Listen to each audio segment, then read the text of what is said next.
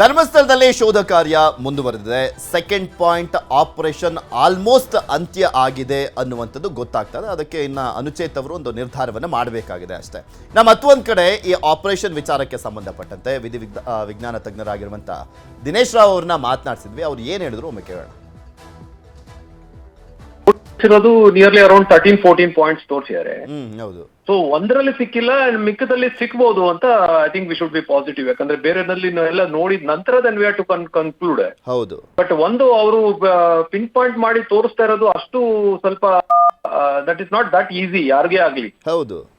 ಯಾಕಂದ್ರೆ ಅಲ್ಲಿ ವೆಜಿಟೇಷನ್, ಮರ ಗಿಡ ಇದೆಲ್ಲ ಬೆಳೆದಿರೋದ್ರಿಂದ ಮತ್ತೆ ನೀರಿನ ಇದು ಲೆವೆಲ್ ಜಾಸ್ತಿ ಇರುತ್ತೋ ಕಮ್ಮಿ ಇರುತ್ತೋ, ಅವರ ಮಾಡಿದಾಗ ಯಾವ ರೀತಿ ಇತ್ತು, depends on all those aspects. ಆಮೇಲೆ ಅವ್ರಿಗೆ ವಯಸ್ಸು ಎಷ್ಟು, ಇವ್ರಿಗೆ ಎಷ್ಟು ವಯಸ್ಸು ಅಂತ ನನಗೆ ಗೊತ್ತಿದ್ದಿಲ್ಲ. ಬಟ್ ಇವರ ಮೆಮೊರಿ ಯಾವ ಮಟ್ಟಿಗಿದೆ ಅಂತ ಅದು ಗೊತ್ತಿಲ್ಲ. So these are all the factors which adds up, but definitely I think we should keep hope for another 13-14. ಅದ ನಂತರ I think we should conclude. ಅಲ್ಲ, ನೀವು ಹೇಳಿದಂತೆ ಆ ಮೆಮೊರಿ ಪವರ್ ಬಗ್ಗೆ ಆಶ್ಚರ್ಯ ಅನ್ನಿಸ್ತಾ ಇತ್ತು. ಬಿಕಾಸ್ ಈ ಒಂದು ಜಾಗ ಇರ್ಬೋದು, ಈ ಒಂದು 100 ಮೀಟರ್ ಒಳಗಡೆ ನಾನು ಹೂತಿದ್ದೆ ಅಂತ ಹೇಳಿದ್ರೆ ಓಕೆ, ಎಕ್ಸಾಕ್ಟ್ಲಿ ಅದೇ ಪಾಯಿಂಟಿಗೆ ಹೋಗಿ ಇಲ್ಲೇ ನಾನು ಹೂತಿದ್ದು ಅನ್ನುವಂಥದ್ದನ್ನ ಒಂದು 13 ಪಾಯಿಂಟ್ ಅನ್ನ ತೋರಿಸಿದ್ದು ಆಶ್ಚರ್ಯ ಅನ್ಸಲ್ವಾ ಸರ್? ಅದು 12 ವರ್ಷ ಆದ ಬಳಿಕ ಬಂದು ಅಲ್ಲಿ ತೋರಿಸಿದ್ದು. ಅಲ್ಲ, ಇದು ತುಂಬಾ ಕರೆಕ್ಟ್ ಆಗಿ ಹೇಳಿದ್ರಿ. ಯಾಕಂದ್ರೆ ಈಗ ನಾವು ಕೆಲವು ಎಕ್ಸಿಬಿಷನ್ಸ್ಗೆ ಬೆಂಗಳೂರಿನಲ್ಲೇ ಹೋಗಿದೀವಿ, 2-3 ತಿಂಗಳ ನಂತರ ಹೋಗಿದೀವಿ, ಕೆಲವು 1 ತಿಂಗಳ ನಂತರ ಹೋಗಿದೀವಿ.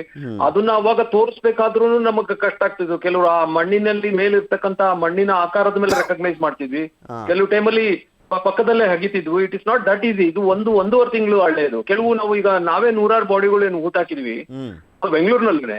ಅಲ್ಲಿ ನಾವು ಈಗ ಹೋಗಿ ನಾವು ತೋರಿಸ್ಲಿ ಅಂದ್ರೆ ಸಾಧ್ಯ ಇಲ್ಲ, ತುಂಬಾ ಕಷ್ಟ ಆಗುತ್ತೆ. ಬಿಕಾಸ್ ತುಂಬಾ ವರ್ಷ ಕಳೆದಿರೋದ್ರಿಂದ ಇಟ್ ಇಸ್ ವೆರಿ ಡಿಫಿಕಲ್ಟ್. ಒಂದ್ ಜಾಗ ಅಂತ ಹೇಳ್ಬೋದು ಹೊರತು ಪಿನ್ ಪಾಯಿಂಟ್ ಮಾಡೋದು ತುಂಬಾ ಕಷ್ಟ ಇದೆ. ಬಟ್ ಅದು ಇವರು ಯಾವ ಆಧಾರದ ಮೇಲೆ ಯಾವ ಕಾನ್ಫಿಡೆನ್ಸ್ ಅಲ್ಲಿ ಹೇಳ್ತಾ ಇದಾರೆ ಗೊತ್ತಿಲ್ಲ.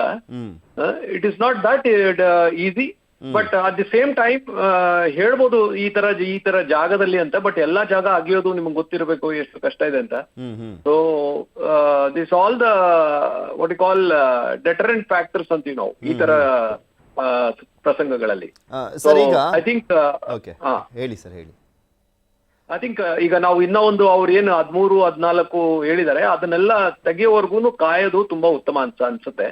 ಬಟ್ ಆದಷ್ಟು ಇವರು they should take multiple team excavators, ಒಂದಷ್ಟು ಜನ ಹುಡುಗರನ್ನ ಕರ್ಕೊಂಡ್ ಬಂದು ಪ್ರಾಪರ್ ಅವ್ರಿಗೆ ಪ್ರೊಟೆಕ್ಟಿವ್ ಗೇರ್ಸ್ ಕೊಟ್ಟು ಅದನ್ನ ಎಕ್ಸ್ಯೂಮ್ ಮಾಡೋದು ತುಂಬಾ ಇಂಪಾರ್ಟೆಂಟ್. ಇವತ್ತು ಪ್ಲಾನ್ ಬೇರೆ ಇತ್ತು. 3 ತಹಶೀಲ್ದಾರ್ಗಳನ್ನ ಕರೆಸಿ 3 ಸ್ಪಾಟ್ಗಳಲ್ಲಿ ತೆಗೆಸಬೇಕು ಅನ್ನುವಂಥ ಒಂದು ಪ್ಲಾನ್ ಅನ್ನ ಮಾಡ್ಕೊಳ್ಳಾಗಿತ್ತು.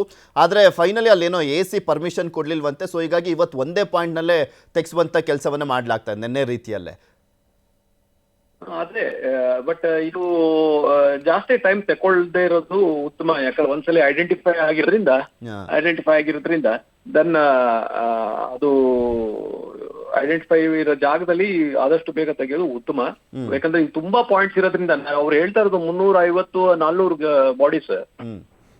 ಸೊ ಅದು ಯಾವಾಗ ತೆಗೆಯೋದು? ಬರೀ ಈಗ 13-14ಕ್ಕೆ ಇಷ್ಟು ಅಂದ್ರೆ this will take 1 year and more. ಇಷ್ಟು ತುಂಬಾ ಟೈಮ್ ತಗೊಂಡ್ಬಿಡುತ್ತೆ. ಸರ್, ಈಗ ಒಂದು ಆತ ಅದೇನು ವಿಧಾನದ ಪ್ರಕಾರ ಶಾಸ್ತ್ರೋಕ್ತವಾಗಿ ಮಾಡಿರುವಂಥ ಅಂತ್ಯ ಸಂಸ್ಕಾರಗಳೆಲ್ಲ ಮಣ್ಣು ಮಾಡಿರುವಂಥದ್ದಲ್ಲ. ಆತ ಮ್ಯಾಕ್ಸಿಮಮ್ ಒಂದು 3-4 ಅಡಿ ತೆಗೆದುಬಿಟ್ಟು ಊತಿದ್ದಾನೆ ಅಂತ ಅಂದ್ಕೊಂಡ್ರು ಕೂಡ ಒಂದು 12-13 ವರ್ಷ ಆಗಿದ್ರೆ ಆ ಬಾಡಿಗಳೇನು ಕೆಳಗಡೆ ಹೋಗಿರುತ್ತಾ? ಇಲ್ಲ, ಬಾಡಿ ಕೆಳಗಡೆ ಹೋಗೋದಿಲ್ಲ.